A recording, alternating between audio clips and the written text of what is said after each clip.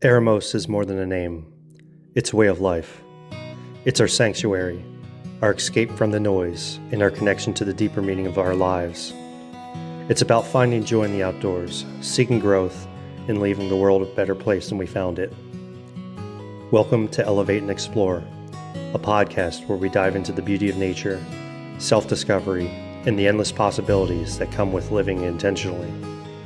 Welcome to our journey. Good evening, good day, whatever time frame you're listening. Hello and welcome to another episode of the Elevate and Explore podcast. I'm your co-host, Ryan Bailey. And I'm Aaron Baker. Great to see y'all again. The second co-host. The second co-host. So Aaron and I were briefly just talking about formal introductions. So a couple months ago, I guess it is a couple months ago now. We've only been doing this for 6 months. When you present yourself to somebody, what's your introduction and what's your title?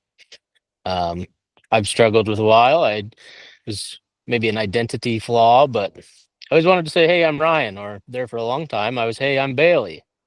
And that leaves a very vague statement to introduce yourself to somebody. And I think the forward assertiveness of tell somebody your name, be happy with who you are, motivate somebody else to say, hey, that guy was pretty awesome. What's his name? And I'd like to share and give credit that was Aaron's idea. So I just feel like it adds a little enthusiasm and a little extra to it when you meet somebody. Just think of everybody you've ever met. I guarantee you probably 99% of the people you shake hands with or meet, they just say, hey, I'm Bob. Hey, I'm Frank. It's not very often that someone says their first and last name when they meet you. I got that from my grandpa. It was something my grandpa always did my whole life. Whenever he would meet somebody, hey, I'm Jack Jones. Nice to meet you. And I always used to chuckle at it and thought it was corny. And, as I got older, it really makes sense. And I've been doing that for, I don't know, a long while now. Whenever I meet somebody new, I shake their hand. Hey, I'm Aaron Baker. Nice to meet you. I just feel like it sticks in people's brains better. A sense of pride in your identity and being able to be an individual. So, I'm Ryan Bailey. I'm a business owner on Eremos Outdoor Gear. I'm a construction manager. I'm a construction manager for SCA Construction. And, just having that title, presenting yourself, it gives so much credibility to you because now you're a person. Now you have a job. Now you have, I don't want to say authority of power, but you have authority over the situation because you are proud and you have pride and a sense of confidence. And we've talked about that before. And the more we talk about it, the more it just clicks and makes sense. So, yeah, and our name is one of the most important things about us. It's who we are. I forget who I learned it from at what point, but I've been doing it for a few years. Something I try to stay very cognizant of is whenever I meet somebody and they have a different name, just an odd sounding name, something other than Ryan or Aaron, you can pronounce it 10 different freaking ways. I always like to ask and make sure. So this is how you say your name, right? Because I believe, when you're saying somebody's name wrong, they might not care. Most people I said that to, they don't care. But for me, I want to, address the person, how you say their name. I just feel like it's a kind of a respect thing and just honoring who they are, just taking the time to learn it and say it properly. Sometimes it's a little tough because there's some really freaking funky names out there, but it's totally worth it. I totally fully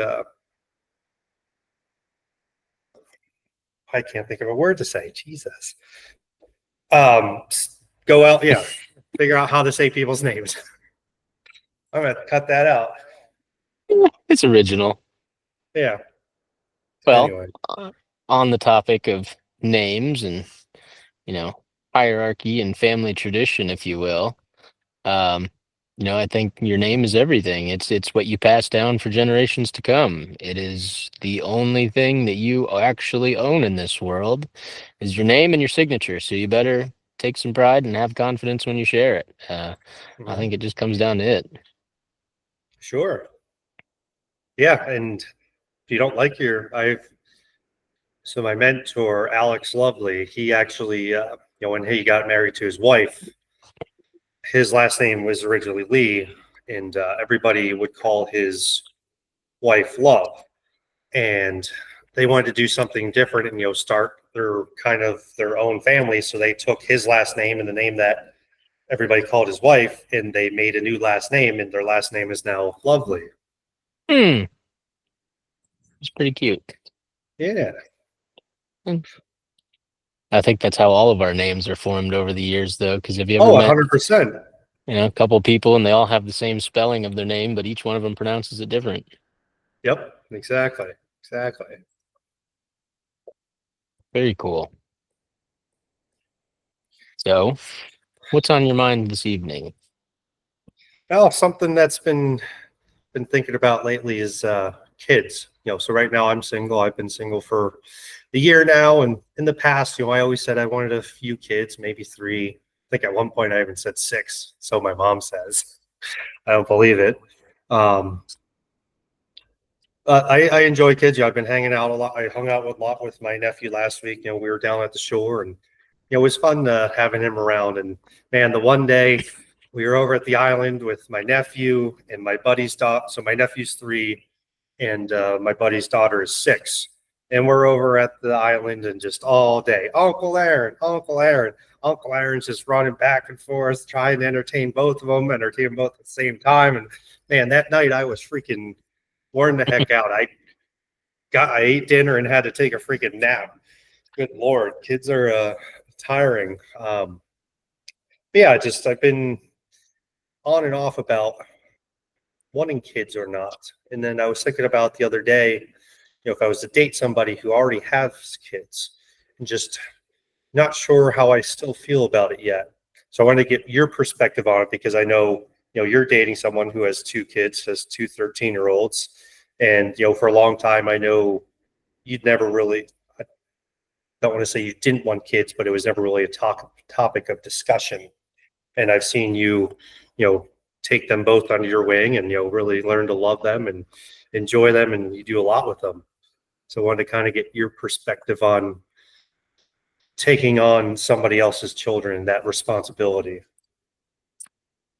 I would like to start that conversation with, some backstory because yes, it never was a topic of conversation, and perfect timing. This past weekend was Father's Day, so happy Father's Day to anybody out there listening. And I hope your day was great and peaceful, and you had a chance to feel loved and welcomed in your own families. And it was a powerful day for me, and perfect timing with the conversation.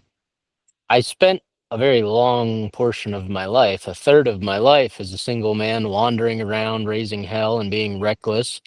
And I did say that I never wanted children, that kids Mhm. were too much work, and I didn't want the aggravation of children. And uh, I have to be honest and say that I still, to this day, I cringe when I hear children crying and screaming, and I know that's just part of nature, but Uh-huh. when it happens, I'm less favorable of kids. So, the past 4 to 5 years, I've really had a chance to be humbled by that idea. Um, it started out with hanging out with my young cousins. I have some cousins that are still very young. One of them is actually around that 13 age, and the other one's 11. And just once or twice a year, hanging out with them, spending time with them, everything from going hunting or going shooting or sitting in the yard messing around with a potato gun or just going on a road trip, and just really getting a chance to hang out with them and see how vibrant children are, how inquisitive children are, the questions they ask, the stuff Yes, they they laugh are. about.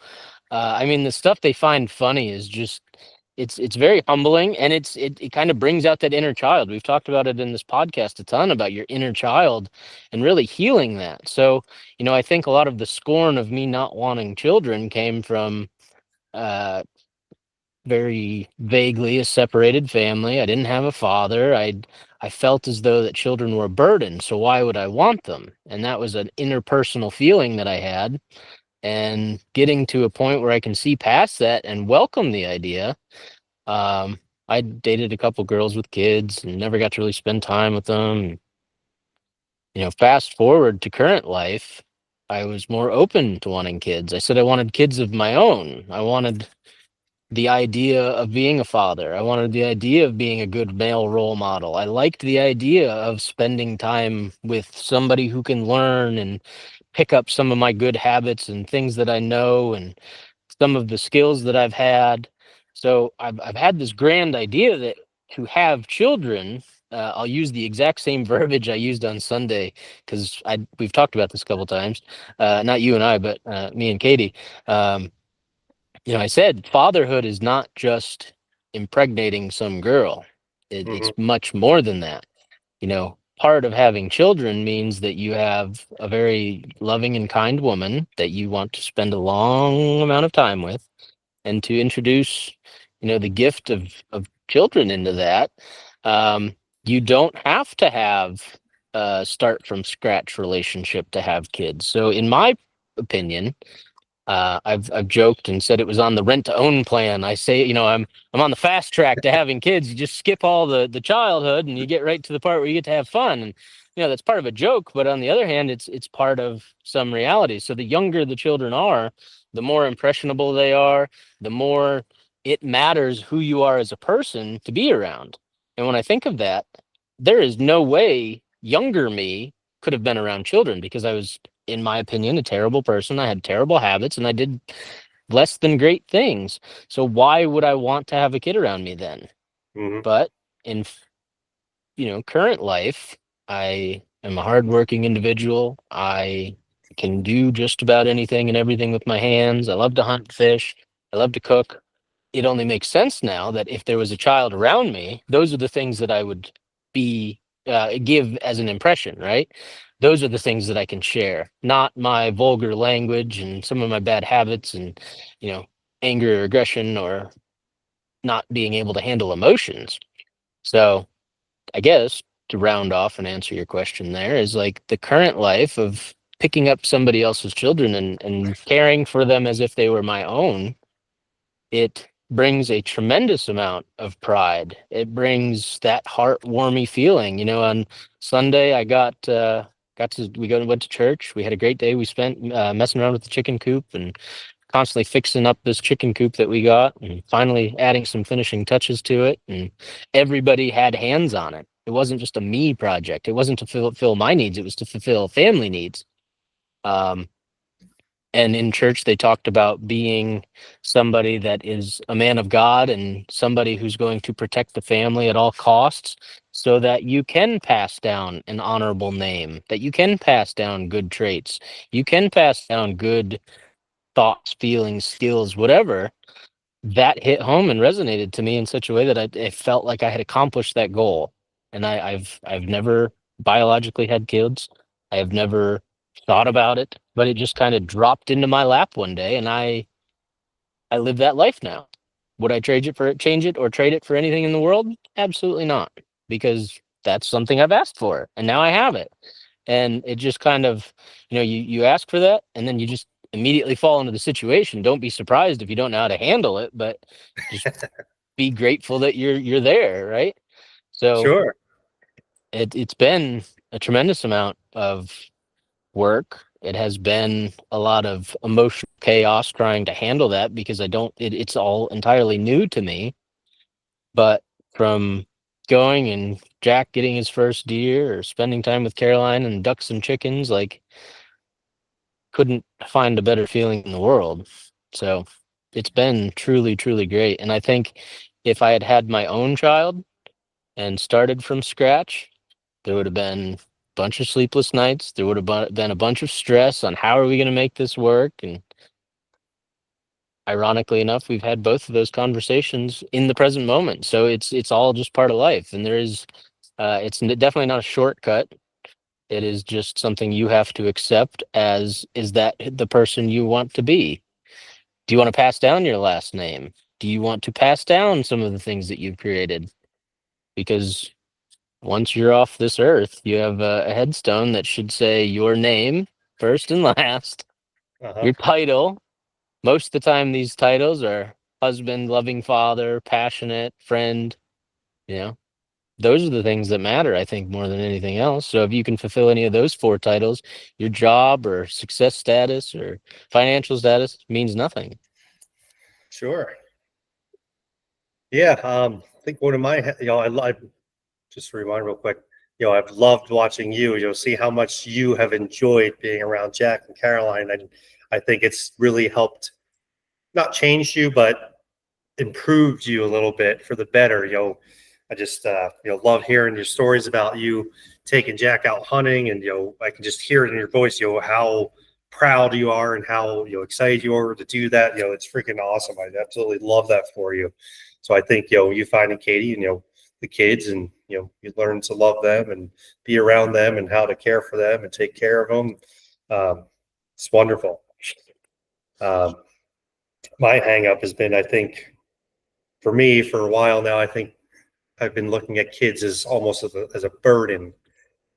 But then I remind myself when I go and watch these videos of, just all sorts of people, and most people who have kids, whether it's successful or not, they say one of the best things they ever did, was become a dad, have children, take care of children, whether, they had them on their own or they dated somebody who had children, learning, I guess, more as instead of saying having children, being a dad, being a good dad. I've watched my brother.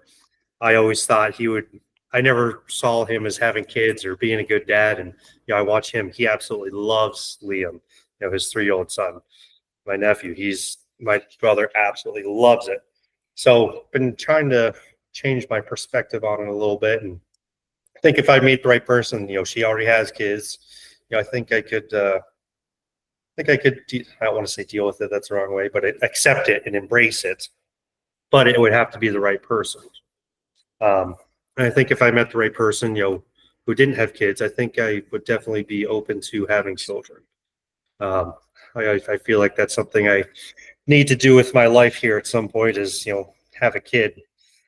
I don't want to be, I want to have someone to teach things that I've learned and the experiences and share things with, and, someone to build something for other than just myself. I want to share these things in life that I'm doing. And I think, having a child to share that with would be, I think it would help me learn a lot. Probably help me learn a lot about myself. I'm sure you've learned a lot about yourself, throughout this exploration, let's call it, of fatherhood. It's funny that we were talking about it briefly today, and it's just like we can all rattle off a man in our lives that we've met along the way that we say he was a great man, he was a great friend, he was a great father. And from perspective looking out, we can all agree that yes, he would be. But interpersonally, I still struggle sometimes. It's like, okay, well, I'm not a good dad because I curse too much, or I'm not a good dad because I sometimes am selfish, and I don't know. Sometimes I go to the fridge and I drink all the lemonade because I wanted lemonade, not thinking that, oh, some kid wants it. So it really gives you a chance to, I guess, really just change yourself to better somebody else's life. And I think that's where we learn about servitude the most. That's where we learn about sacrifice. That's where we learn about some humility. And it's where we kind of learn the innocence of a child.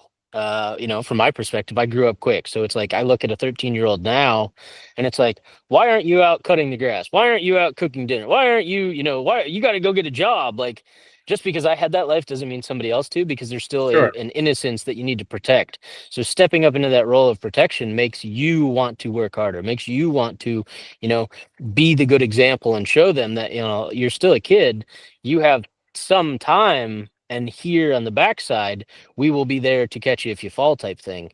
And I think that's really where some of the elevation of growing as a person and you know changing your ways and fitting that role comes from is like you watch, with the chicken coop, for example, watching Jack and Caroline work on it and drills and power tools, and they love it.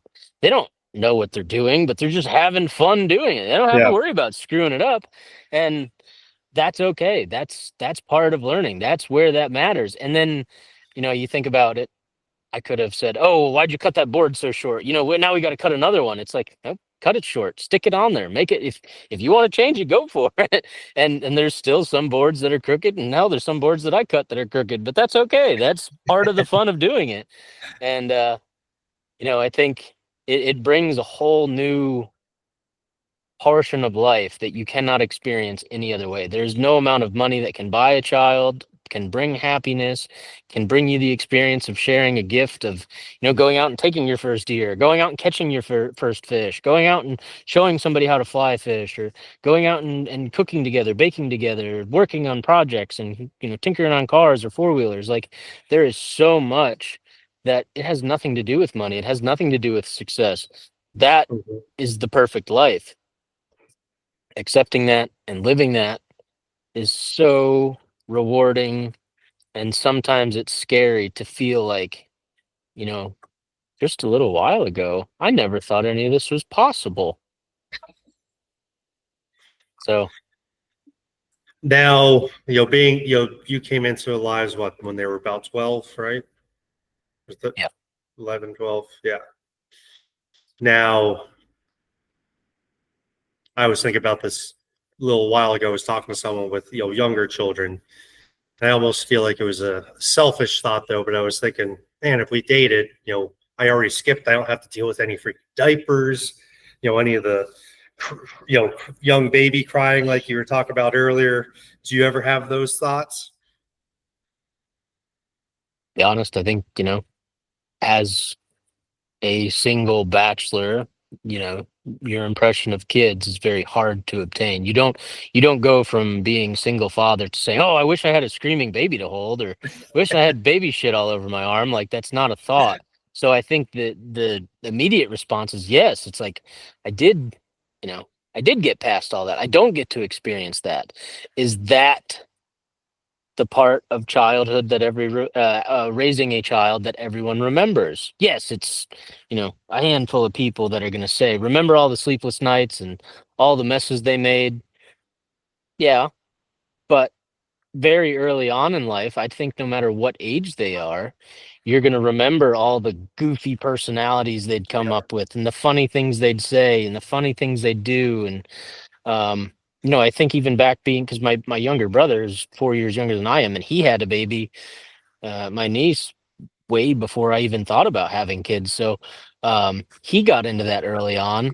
And it's like, do you remember when you were the baby doing all the goofy stuff and saying funny words? And it I think those are the things that we remember. So in that case of dating someone with younger children, I think that's where that joy is amplified. You really get to see all that stuff, and you really get to be more, again, like I said earlier, is like, the younger they are, the more impressionable they are. So the younger they are, the more they're going to, kind of follow what you put out in front of them. Hmm.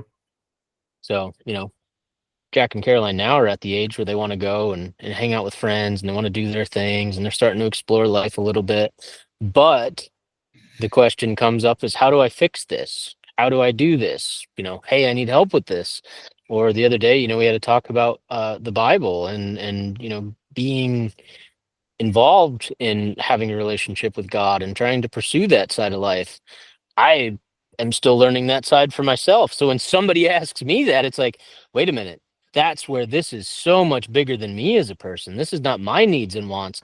It becomes, how many lives can you influence?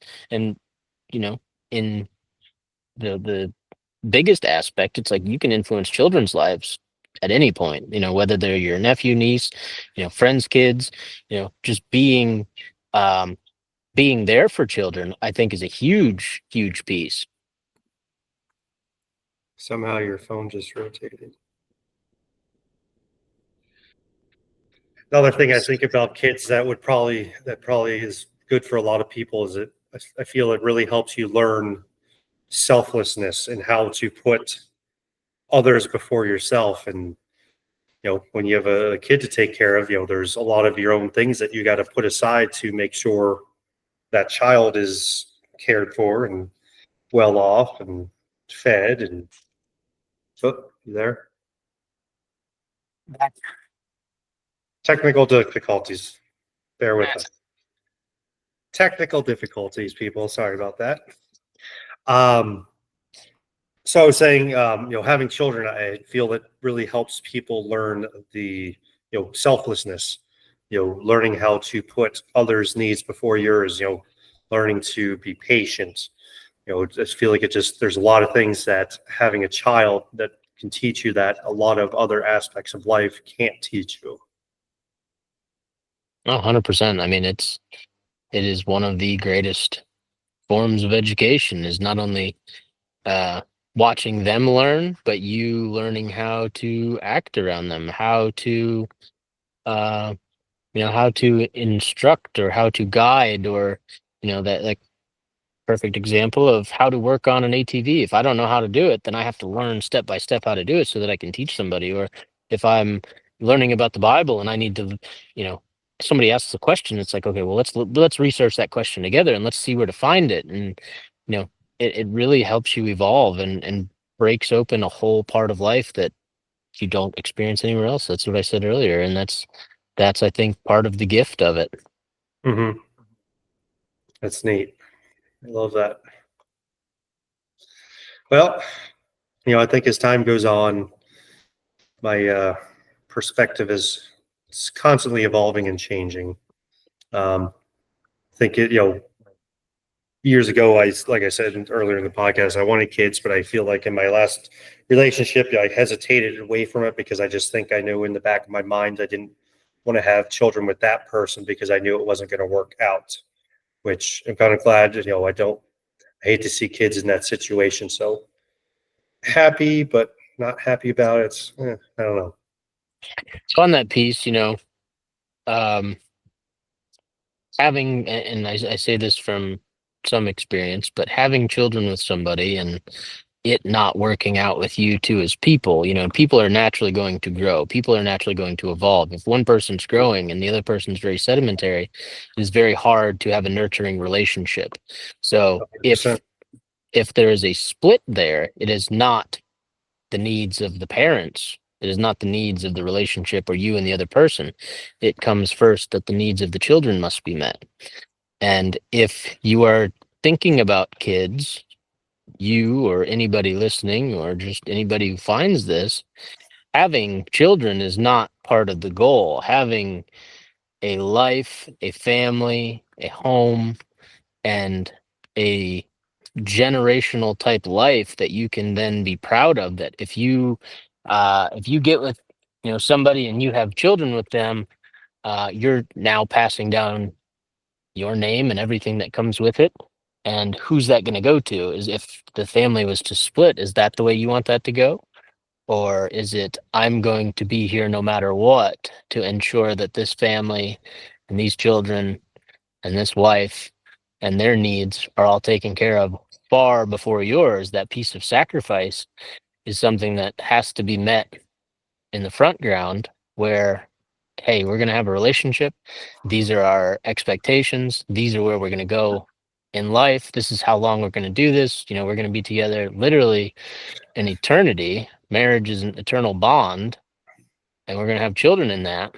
It sets a really good example. And then the children can come. Then you can, say that, yes, this is the person I want to have a child with.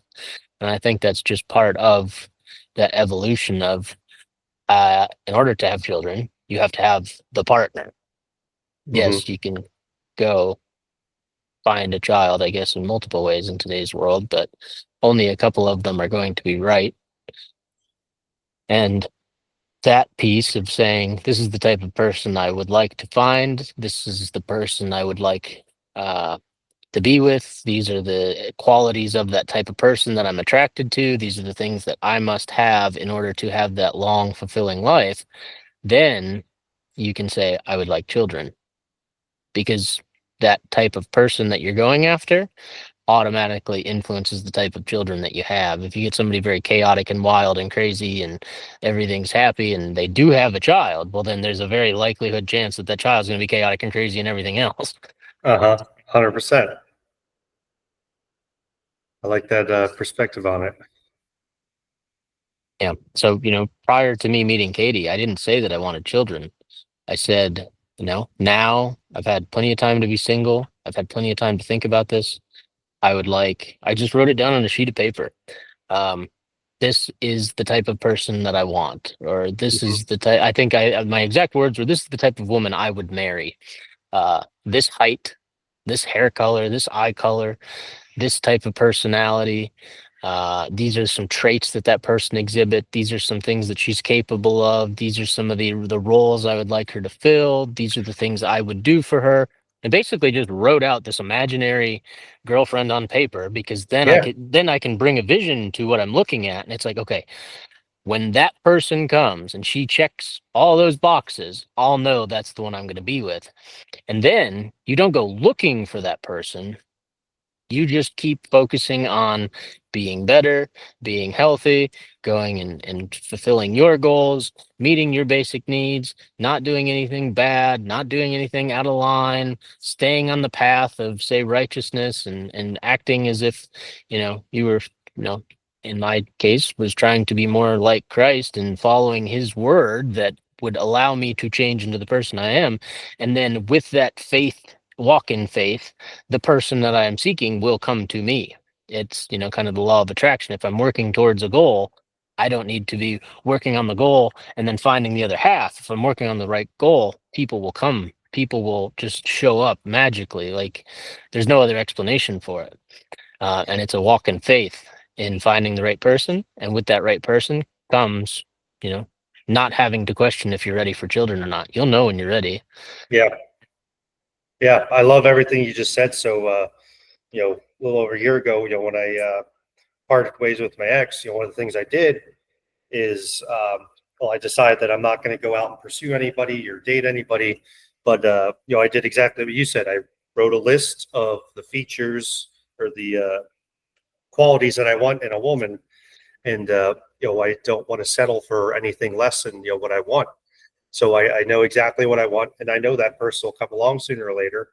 I'm not out there really chasing anybody. I fully believe that that person that come into my life when I least expect it, and let time take its toll, and focus on me. So I really, instead of pursuing women and like I used to, my whole life, I always was trying to chase the next woman, blah blah blah, and always trying to be in a relationship. And so the past year, I've been taking that time to figure out who the hell I am, and really learn to love and take care of myself.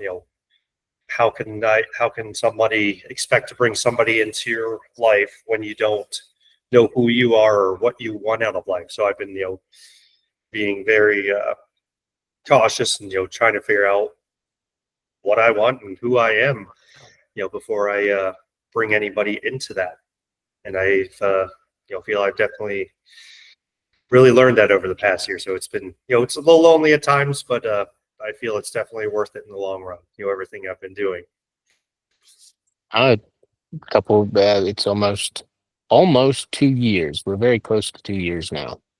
So 2 years ago, uh, around this time, I had a very just gentle relationship with somebody, just dating, casual, very, very, very respectful, just definitive lines. We'd see each other every now and then, and it was really good.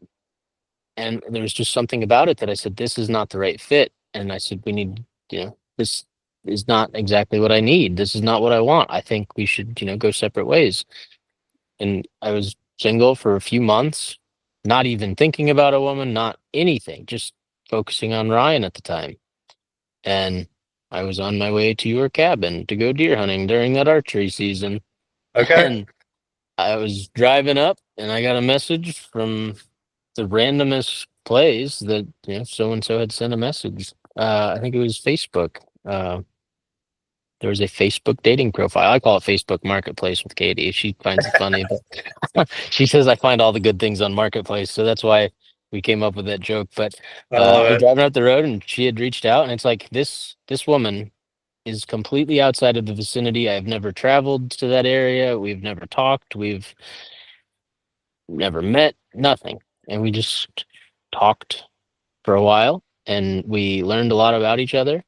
And it was at that time where we're like, okay, this is going to be a viable option. Let's explore this.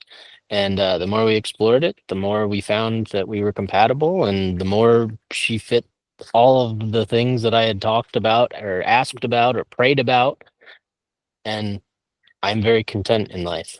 I could not ask for anything to change. I don't need to seek anybody. I don't need to go looking for anything. I have everything that I need. And it was that walk in faith that me asking for that person being, almost handed as a gift is kind of where that comes from. And I think, being ready to accept it, like I said earlier, is you do not ask for the type of person if you're not ready to receive it. God works in funny ways. Is if you're not ready to receive financial benefit, or if you're not receive a large financial improvement, let me say, then you're not ready for it. If you were handed a large sum of money, you wouldn't know what to do with it. If you were Yeah. handed the most perfect woman on earth, you probably aren't in a position where you're ready to do anything with it. If you were handed children right now, you probably wouldn't know what to do with it. So you don't have to ask if you're ready or if you want those things. You just have to work towards being ready to accept them when they come.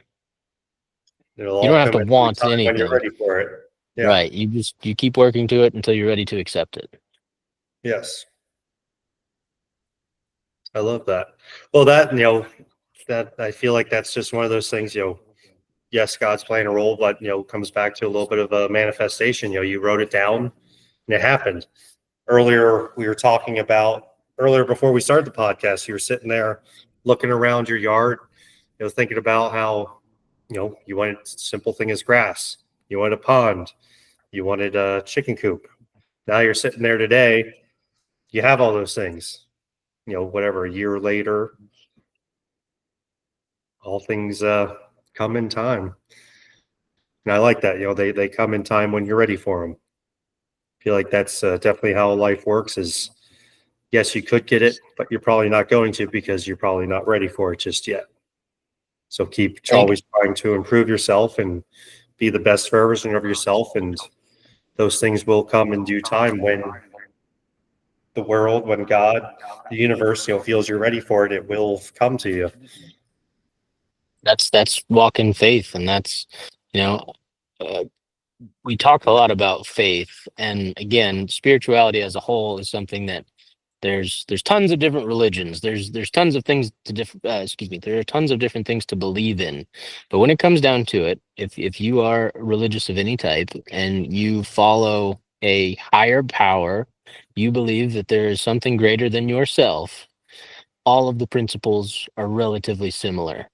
Yeah. So, and manifesting something is praying for something. It's speaking it into existence. It's the belief that things will come as you say.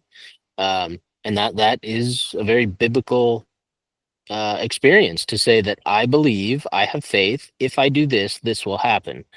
Um, and if we read through the Bible, or if we read through a book about personal development or personal growth, or a successful business story, success and the principles of faith are very similar. It is the consistent dedication and perseverance towards a bigger picture, that if you keep that bigger picture in front of you and you keep working towards it, it will come to fruition. Hmm. That's a different perspective I've never heard. I like that. That really makes sense. I like that.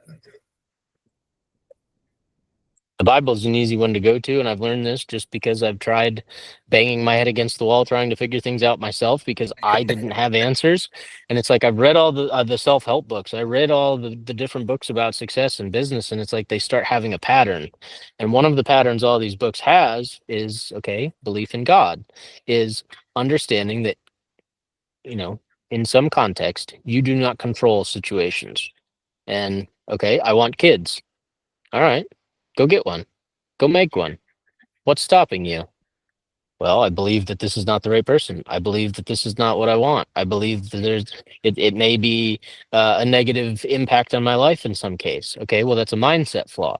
But if you believe that if you picture having perfect children and the perfect wife, and you keep praying for that, and you keep asking for that, and not even asking for it, but being thankful that you will receive it, being thankful that you are just in a different period of time, and as the time elapses, you will be in that moment to accept it. And then one day you're just going to snap your fingers and it's going to be there in front of you. prime example. Um, I have 5 ducks right to my right here, just sitting here eating everything that they're not supposed to. I never thought I was going to have ducks. I never thought I'd be ready to have ducks, but boom, here they are. They just happened. And that's a very generic example, but I have a hard time focusing with 5 ducks because it's like they're just like me. They just want to sit in the water and eat and swim. And it's Let's see very the ducks real relatable. quick. All right, we'll see the ducks.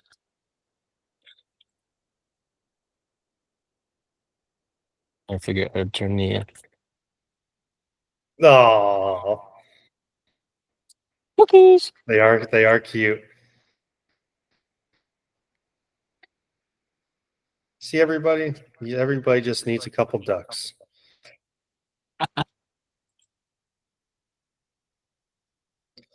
Cute little God's creatures. Funny. But that is it's life as we know it. We Yeah. can plan, we can ask, we can try and control all that we want. And when you kind of surrender it and give it all away is when it comes back to you, I guess. Yeah. So I was thinking about this the other day about planning and stuff. There's definitely a lot of things you can set goals, you can make plans and whatnot, but I feel like there's definitely a lot of surrender and just some things you just can't plan. Have it in your mind that that's what you want, but you can't put a time frame to it. You can't put a date to when this is going to happen. Some things you just gotta let go to faith and just ride it, and it comes when you're ready. I think so. Well, I do hate to cut this short, but my phone's on its way out and Okay. my time's limited now. All right. Well, another great conversation. I look forward to the next one. We can definitely expand on it because there's tons and tons of topics, but Oh, heck yeah. All right. Well, thank you again, everybody, as always. Hope you enjoyed it. And, thank you to Aramos Outdoor Gear for sponsoring it. it's a pleasure. All right, everybody. We'll catch you on the next one. Have a great night. Have a great day.